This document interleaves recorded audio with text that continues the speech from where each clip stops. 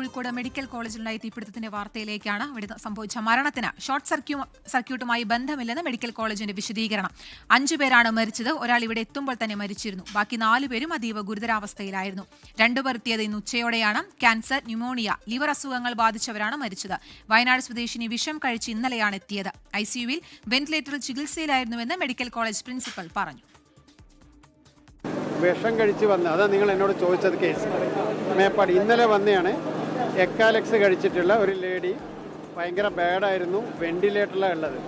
അപ്പോൾ പുക വന്നപ്പോൾ നമ്മൾ സിക്കാണെങ്കിലും നമ്മൾ ആംബുലൻസിലാക്കിയിട്ട് അവിടുത്തെ മെയിൻ ബ്ലോക്കിലെ ICUവിലേക്ക് ഷിഫ്റ്റ് ചെയ്തതാണ്. അപ്പോൾ ICUവിൽ എത്തിയിട്ട് അവിടെ നിന്നാണ് മരിച്ചത്.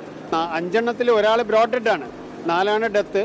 ഒന്ന് എക്കാലക്സ്, ബാക്കി 2 പേര്, ഒന്ന് ക്യാൻസറും അതിൻ്റെ കൂടെ കൗണ്ട് കുറഞ്ഞ് ന്യൂമോണിയ ഉള്ളത്, വേറെ ഒന്ന് ന്യൂമോണിയ ഉള്ളത്.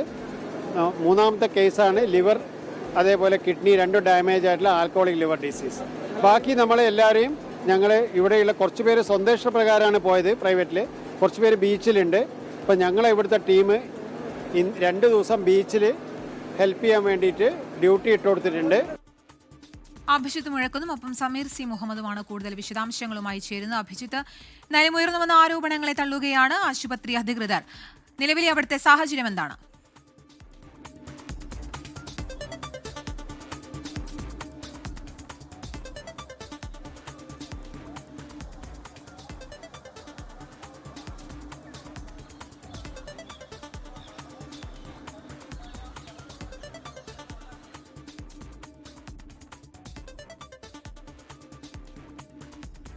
കോഴിക്കോട് മെഡിക്കൽ കോളേജിലുണ്ടായ തീപിടുത്തത്തിൽ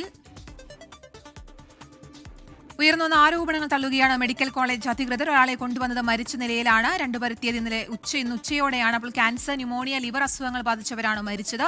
ഇതിൽ മരിച്ച ഒരാൾ ഇന്നലെ വയനാട് സ്വദേശിനിയാണ്. വിഷം കഴിച്ച് ഇന്നലെയാണ് എത്തിയത്. ഇവർ ICUവിൽ വെന്റിലേറ്ററിൽ ചികിത്സയിലായിരുന്നുവെന്നാണ് മെഡിക്കൽ കോളേജ് അധികൃതർ പറയുന്നത്. സമീർ സി മുഹമ്മദാണ് ചേരുന്നത് വിശദാംശങ്ങളുമായി. സമീർ, വിവരങ്ങൾ പറയൂ, ഏറ്റവും ഒടുവിലായി ലഭിക്കുന്ന വിവരങ്ങൾ.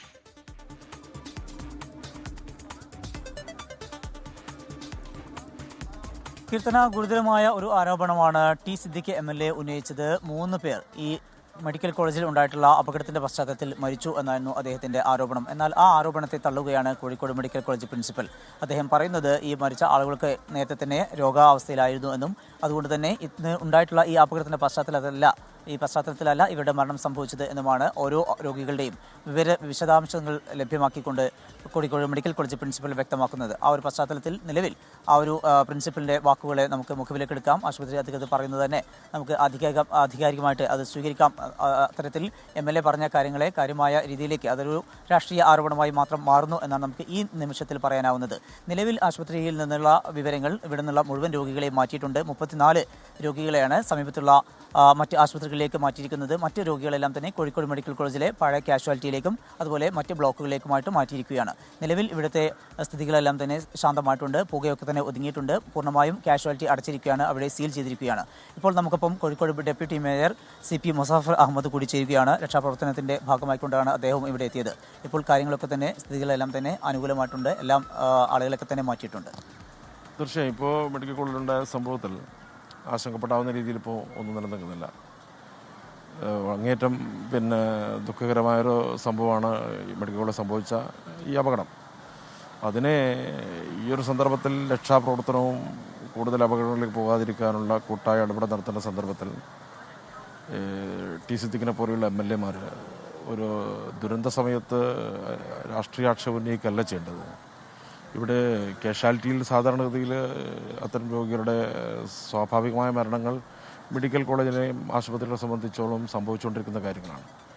ഈ ദുരന്തത്തിൽ കൂടുതൽ അപകടങ്ങൾ ഉണ്ടാകാതിരിക്കാൻ ഒന്നായി നിന്ന് അതിനെ നേരിടുകയും ഇപ്പോൾ ചെയ്ത പോലെ എല്ലാവരുടെയും ഇവിടുത്തെ വളണ്ടിയർമാർ, മെഡിക്കൽ കോളേജ് പ്രിൻസിപ്പൾ തൊട്ട് ഡോക്ടർമാർ, അധ്യാപകർ, നാട്ടിലെ സാമൂഹ്യ പ്രവർത്തകരൊക്കെ ഒന്നിച്ചെന്നുകൊണ്ടാണ് ഈ കാര്യങ്ങളൊക്കെ ചെയ്തത്. അതുകൊണ്ട് മറ്റ് അപകടത്തിലേക്ക് പോകാതെ അത് നമുക്ക് നിലനിർത്താൻ വേണ്ടി കഴിഞ്ഞു. വളരെ യാദൃശ്ചികമായും സ്വാഭാവികമായും ഉണ്ടാകുന്ന ഇത്തരം സംഭവങ്ങളെ ഒരു അസന്ദർഭത്തിൽ പറയേണ്ട കാര്യങ്ങളല്ല MLA പറഞ്ഞിരിക്കുന്നത്. അപ്പോൾ ഇവിടെ അത് പരിശോധിക്കപ്പെടട്ടെ. എല്ലാവരും മനസ്സിലാക്കിയതുപോലെ അസാധാരണമായ ഒരു സംഭവം മാറി സ്കാനിങ്ങിനോട് ചേർന്നിട്ടുള്ള ബാറ്ററി യൂണിറ്റിലുണ്ടായിട്ടുള്ള UPS ഉണ്ടായിട്ടുള്ള അപകടമാണ് എന്നാണ് പുറത്തു വന്നിരിക്കുന്നത്. മറ്റൊന്നാണെങ്കിലും പുറത്തു വരട്ടെ, അതിൽ വേറെ പ്രശ്നങ്ങളൊന്നുമില്ല. പക്ഷേ ആ സമയത്ത് ആശുപത്രിയിൽ കൂടുതൽ രക്ഷാപ്രവർത്തനവും മറ്റു കാര്യങ്ങൾക്കും ഒന്നിച്ചെന്ന് വിവാദങ്ങൾ സൃഷ്ടിക്കലല്ല ഈ സന്ദർഭത്തിൽ ചെയ്യേണ്ടത്. ഇപ്പം മെഡിക്കൽ കോളേജിൽ മറ്റ് ഇതെല്ലാം തരണം ചെയ്ത് പോകുന്നു. നാളെ മുതൽ കാഷ്വാലിറ്റിയുടെ പ്രവർത്തനങ്ങളും ആശുപത്രിയുടെ പ്രവർത്തനങ്ങളും നല്ല നിലയിൽ നടത്താനും വേണ്ട സംവിധാനങ്ങൾ ആരോഗ്യവകുപ്പും ഇവിടുത്തെ സംവിധാനങ്ങളും ആലോചിച്ച് നടപ്പാക്കാനുള്ള കാര്യങ്ങളായിട്ട് മുന്നോട്ട് പോവാണ്. ശരി. എന്തായാലും ഈ നിമിഷത്തിലുണ്ടായിട്ടുള്ള ആ ഒരു ആരോപണത്തെ ഡെപ്യൂട്ടി മേയർ കൂടി തള്ളുകയാണ്. നിലവിൽ എന്തായാലും അനുകൂലമായിട്ടുള്ള സാഹചര്യം ആയിട്ടുണ്ട്. നിലവിൽ ആശങ്കപ്പെടേണ്ട ഒരു സാഹചര്യവും ഇല്ല എന്ന് തന്നെയാണ് ഡെപ്യൂട്ടി മേയറും അതുപോലെ Kozhikode medical college principal doctor Sujith കുമാറും വ്യക്തമാക്കുന്നത്. ശരി, നിലവിലെ സ്ഥിതിഗതികൾ ശാന്തമാണ്. എന്തായാലും അന്വേഷണം പ്രഖ്യാപിച്ചിട്ടുണ്ട് ആരോഗ്യമന്ത്രി. കൂടുതൽ വിവരങ്ങൾ മണിക്കൂറുകളിലും ദിവസങ്ങളിലും നമുക്ക് ലഭ്യമായിരിക്കും. സമീർ സി മുഹമ്മദാണ് വാർത്തയുടെ വിശദാംശങ്ങൾ നൽകിയത്.